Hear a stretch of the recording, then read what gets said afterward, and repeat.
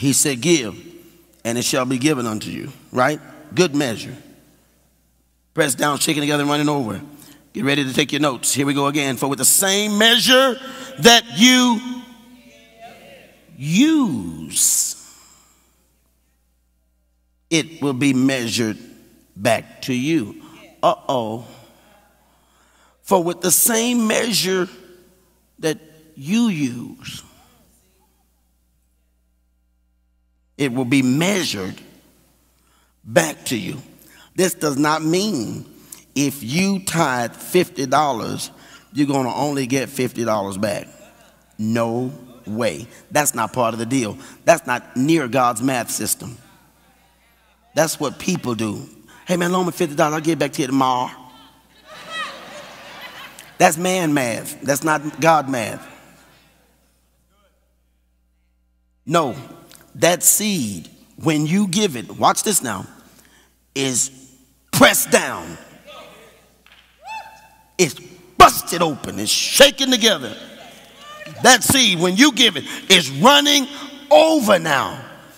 It will be measured back to you, but not with the same measures you used when you measured it out, because you measure things in human terms. God measures things back to you in his terms. You're not going to give God $5 and get $5 back. You shouldn't have given it to him. How is he going to be God and able to equal you? He's going to outdo you. What measure did you use? If you're giving by faith according to God's measurements, it's going to come back. Y'all don't get this yet. No, I'm talking too loud. I am. I've been waiting all day on you. If I give you this according to that lady's measure you sit next to, all she wants back is what she gave you. If you give according to God's math, when it comes back the same, that's not from God. He doesn't measure like that.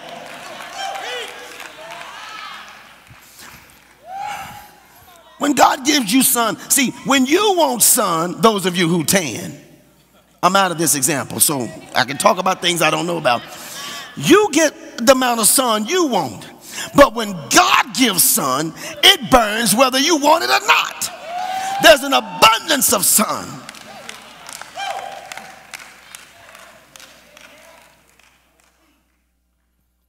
With the measure you use. Now you better ask yourself, what measure am I using? Am I giving this because I'm trying to meet somebody else's goal, or am I giving this by faith? If I'm giving this by faith, God's measurement is a whole lot more. See, if I give it, if I put this seed in and I just want to feel better, that's all I'm going to look for. But if I'm giving it by faith, I'm not going to just feel better. I'm going to be healed. See, that's pressed down. That's shaken together. That's running over. You don't just feel better tomorrow. You do better from now on. And you got folk wanting to know what you did. And all you did was put a seed on it. Pastor, I just can't seem to stick to my diet. Put a seed on your weight. Give your weight in seed. Then you're going to have to give another one to slow it down. Hold up now. I'm starting to look like something. Hold up now. Hello? No, I said whatsoever things. Give it.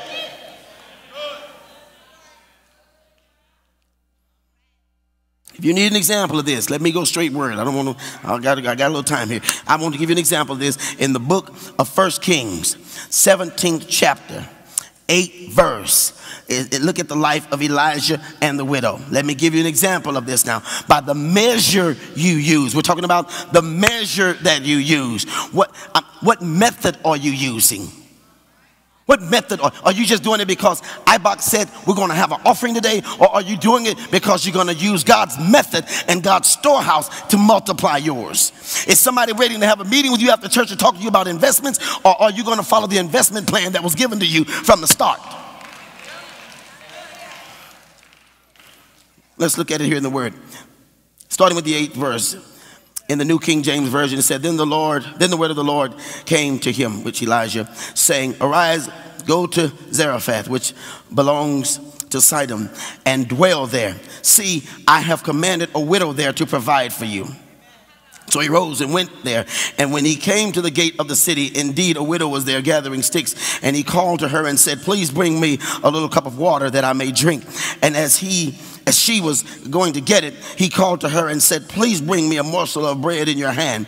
And so she said, as the Lord your God lives, I don't have bread. I only have a handful of flour in a bin and a little oil in a jar. And see, I'm gathering a couple of sticks that I may go and prepare it for myself and my son, that we may eat and die.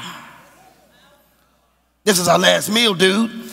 And Elijah, the preacher, said to her, do not fear. Go and do as I have said, but make me.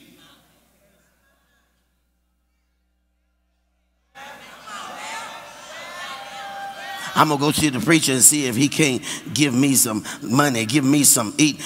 Give it to him. Ooh, keep reading, Pastor. That's not nice. That's not nice right now. Not 2014.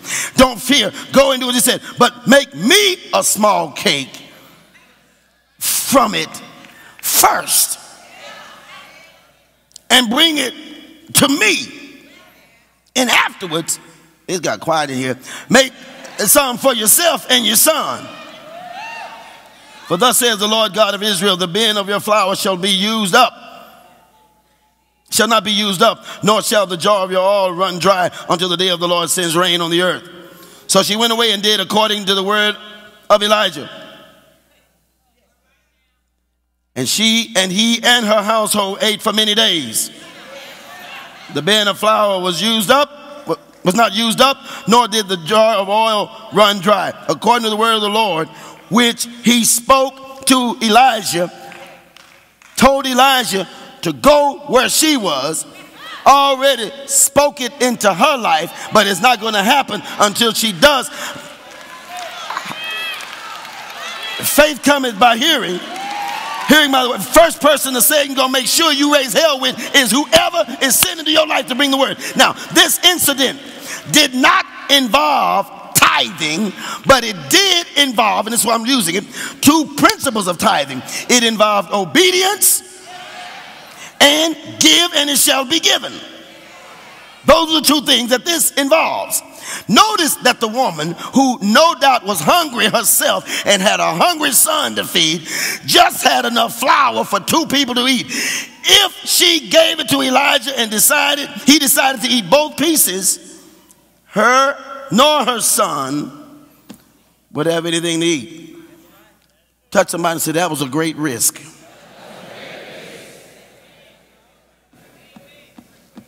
Yet she was obedient to the word of the Lord and gave Elijah the first cake. Then the word of the Lord came to pass. I'm talking about what tonight? The what? The promise. And the bin of flour was not used up, nor did her jar of oil run dry. That's what verse 16 says.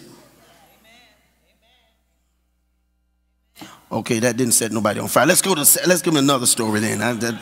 Elijah wasn't regular. I don't care who he is. I ain't giving nobody no last piece of bread. I don't care. I don't know, Rickie Rush must be trying to raise some money. No, I'm trying to raise your level of faith. It's amazing that every time you come to me, you want me to have something for you. Have you given first? How do you know to ask me for anything? Because you have seen the green grass. But most of you I didn't know when I was mud.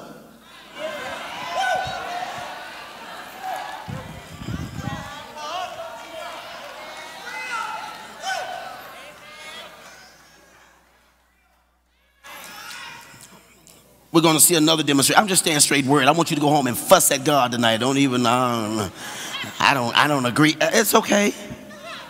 It's okay. Somebody will. I'm talking to that one somebody who's not here tonight but sitting at home, who wish he or she could be in church, but has decided I'm going to push that give slide in a minute, and I'm going to give first before I pay my prescription. I'm going to trust God. 2 Kings 4th chapter, 1st verse. We talked about Elijah, now we're going to talk about Elisha.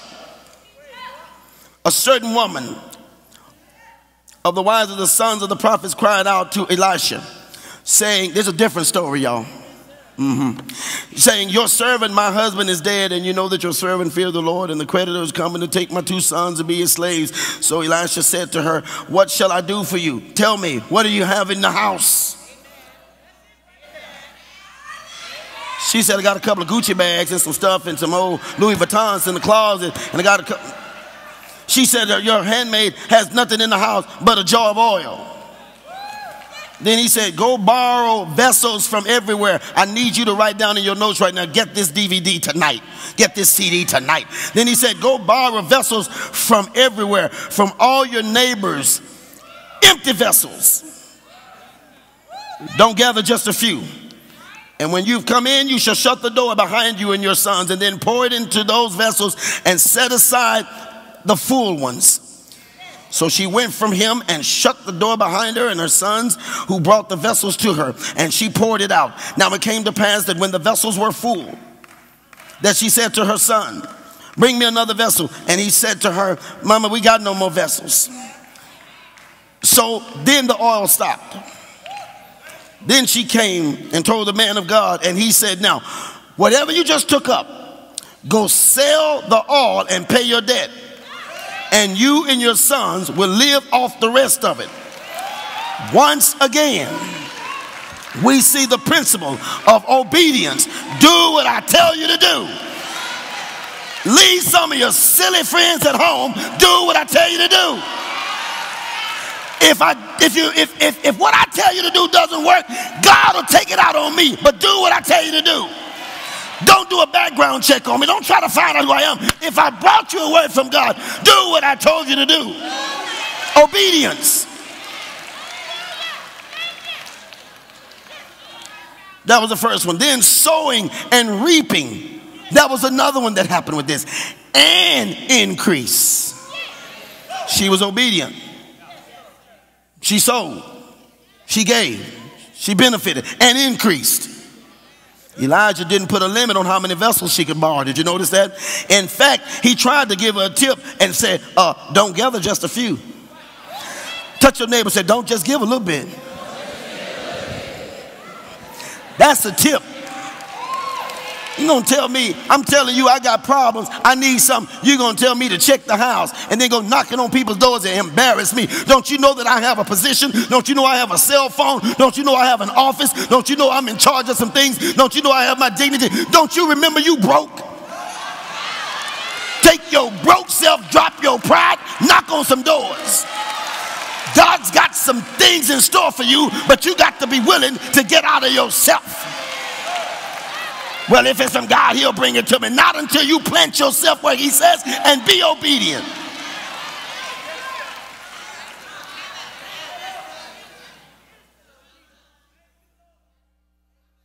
Elijah knew what was about to happen. He knew what was about to happen. And he knew but couldn't tell her. He couldn't tell her that every jar she collected would be filled with oil.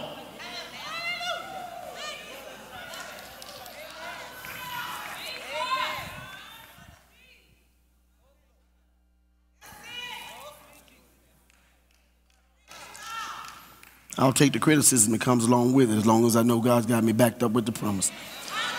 There have been people that have come through this ministry and left, and I never got a chance to see the manifestation of their blessings. But I know what's going to happen. Sometimes you want to ask the question, and the question is not about faith, it's about doubt. But how you know it's going to happen? I'm shutting up. I can't say nothing else to you. I'm not even saying trust me. I'm saying believe him.